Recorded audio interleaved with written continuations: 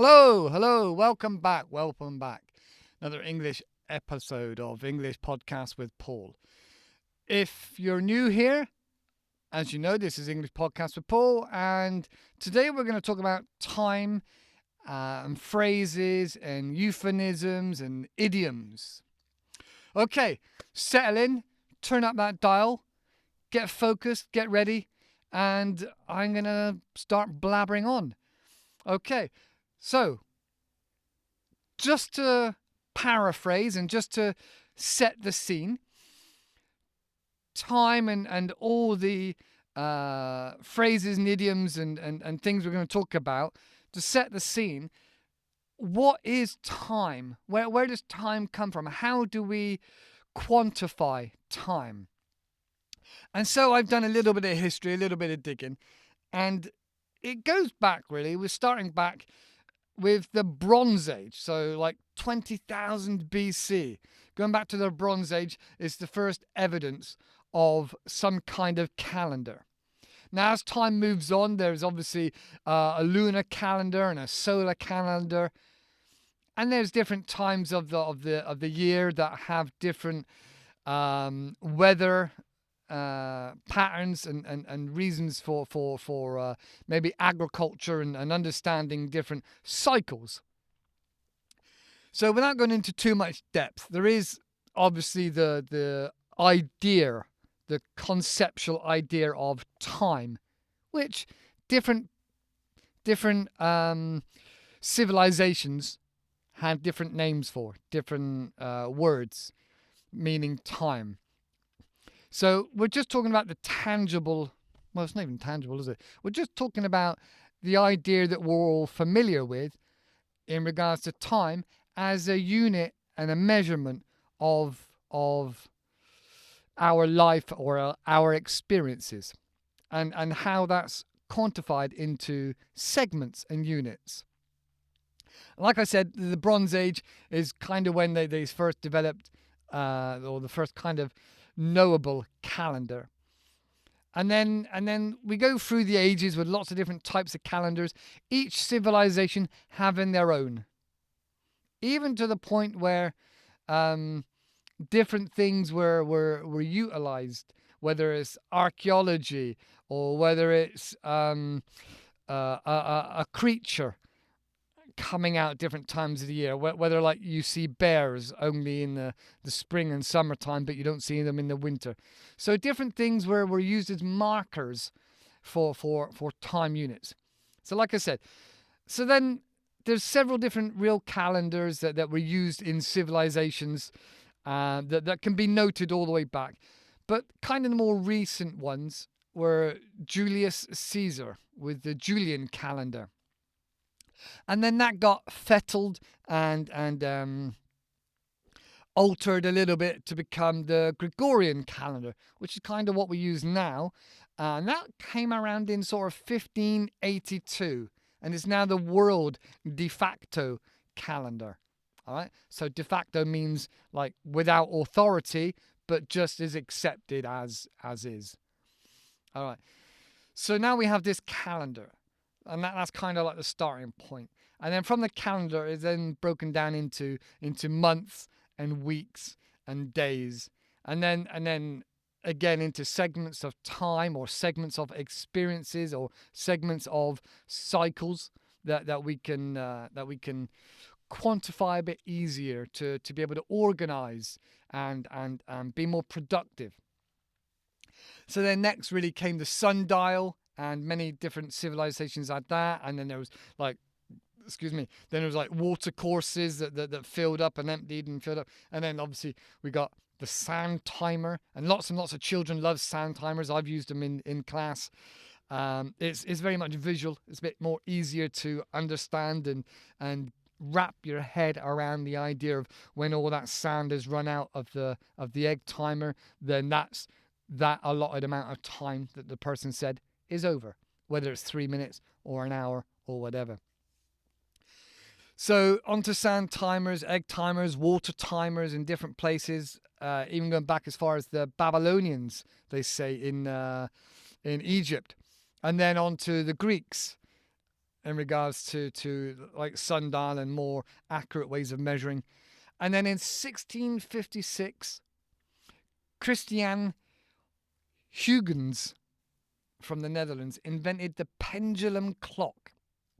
Now, I don't know if it was before this or after this that some big civilizations, such as London, for example, fired a cannon every hour on the hour.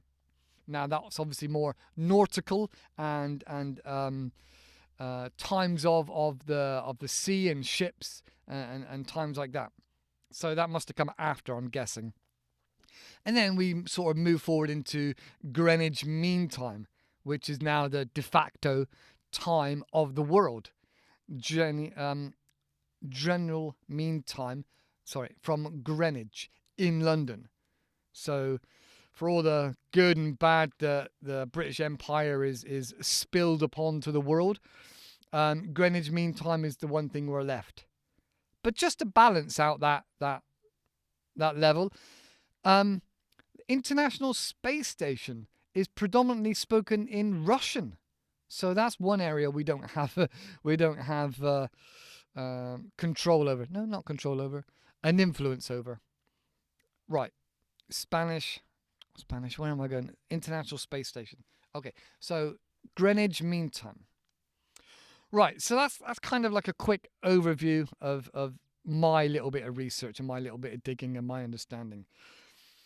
But here are some of the phrases that we use a lot in the English language. All right, I'm just going to run into it and then shout them out, and then we'll look at them afterwards. Against the clock. Saved by the bell. In the nick of time. Better late than never. Big time. Good timing. Once in a blue moon. Time flies. Well, about time. Donkey's years. Dog years. Behind the times. You can't buy time. Not before time. In the 11th hour. Too much time on your hands. Turn back time. Killing time. A stitch in time saves 9. Time is on my side. Crack of dawn. A whale of a time. Living on borrowed time. All in good time. And good things come to those who wait. There we go. So that's just a quick rundown of the ones I have. I'm sure you guys have probably seen and heard a lot more, especially more interesting and more in-depth or quirky ways of talking about time or using time as language to help it make it more colourful and interesting. But let's just have a little look at some of the more interesting ones we said there. Saved by the bell. So saved by the bell, from my understanding, is when people used to work in factories or in shipyards or in big places of work where lots of employment was. And maybe you'd been asked to start a new task. Maybe you'd been asked to go to the office to get told off. And then the bell rings or the whistle blows. And then you can't perform what you're asked to do, or you can't go and do it. Whew. So you were saved by the bell.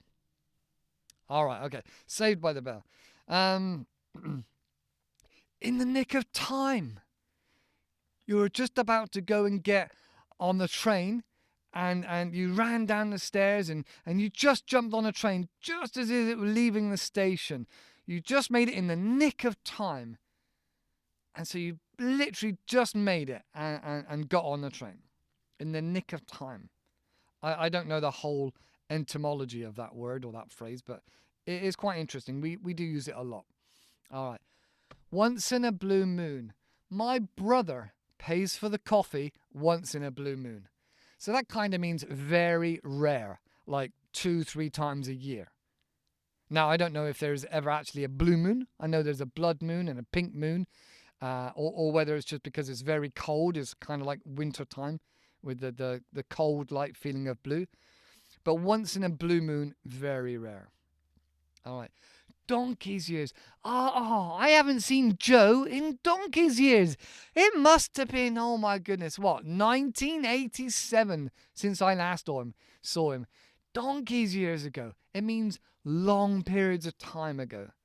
So maybe coins or pound or money has changed over the decades. We used to have decimalization. I think it was like 1976 or something like that. It changed from pounds, shillings, and pence to decimalization with a pound meaning 100 pennies. All right. Anyway, we digress.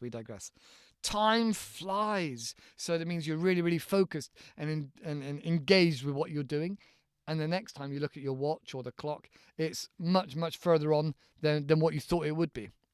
So you're listening to this video and time's flying by because you're having such a great time listening to me rant on stupid things. All right.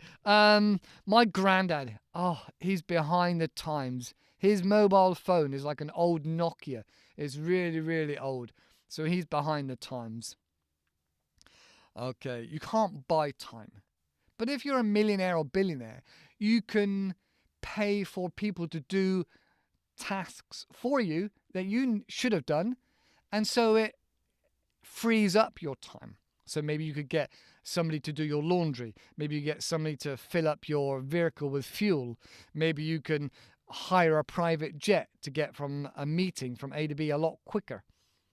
So you can time can help you, money can help you get back some time that you would lose. All right. The 11th hour. Emphasize that TH, 11th hour. And again, it's spelled HOUR, as you know, but we don't pronounce the H. It's very weird. There's a whole another video. Hour. The 11th hour would be like time on a clock. You got, 9, 10, 11, and then 12. It turns over to midday. At the 11th hour, or in the evening, it would turn over to AM. At the 11th hour, just before it changes, that's when time changes, and you made it just at the 11th hour, right at the last minute, right at the crucial moment. What else we got? Too much time on your hands. There's another phrase that says the devil makes work of light hands. That means that people that have a lot of time in their hands, often young people, will get up to mischief and maybe do something they shouldn't have done because they had too much time on their hands. All right. You can't turn back time. Oh my goodness, I wish I could turn back time. I did this and that happened and it just went awful. I wish I could turn back time. I'm really, really sorry. So turn back time. You can't turn back time. We all think and wish we could turn back time. All right, next one. Killing time. Obviously, we're not actually physically doing anything to time because time is just a concept. But the idea of distracting yourself, whether you're on the phone or whether you're reading or doing something else that helps you distract yourself whilst you're waiting for time, whether you're waiting for your car to get MOT'd.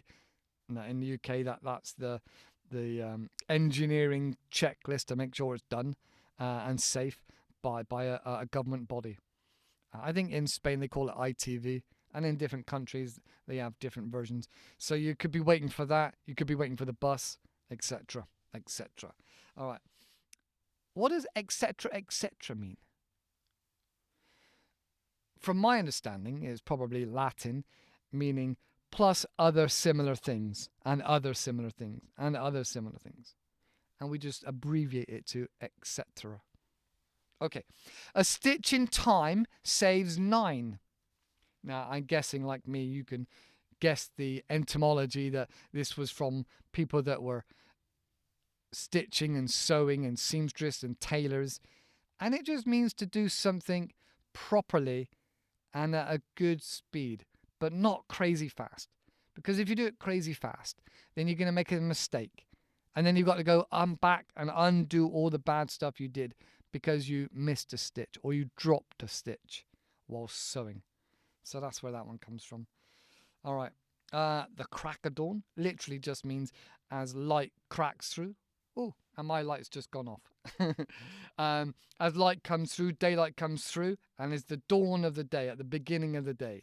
So if you threw down the gauntlet and challenged somebody to a duel, then we would have the duel at the crack of dawn, meaning at the very beginning of the day, when light first starts to shine. At the crack of dawn, we're going to have a duel, pistols or swords. All right, whale of a time. We are having a whale of a time listening to this idiot with grey hair chatting about idioms and phrases around time. Time. Living on borrowed time is a bad thing. That means maybe somebody is either really, really ill and due to pass on to the next life soon. The machines are keeping him alive in hospital. He's living on borrowed time.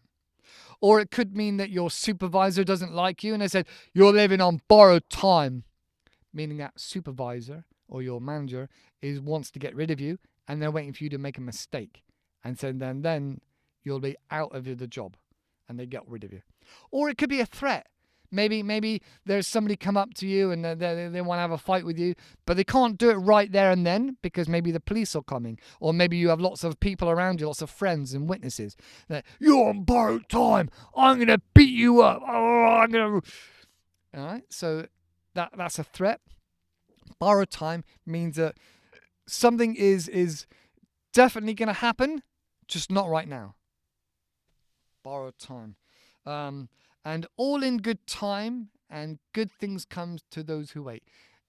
Generally implies out patience and waiting and just that really, and allowing things to come to you. It's gonna happen at some point. Right, so that's through the list. That's a little bit of a history from my perspective. Yeah. If you've got any interesting idioms that you'd like explained or phrases that you want to talk about, let me know in the comments below. And also, like I said before, I'm also now on Spotify and Apple and Google and all those good places where you can get your podcasts from. So, yeah. If you want, also, I've got a website if you're interested. Same sort of name. Links are down below.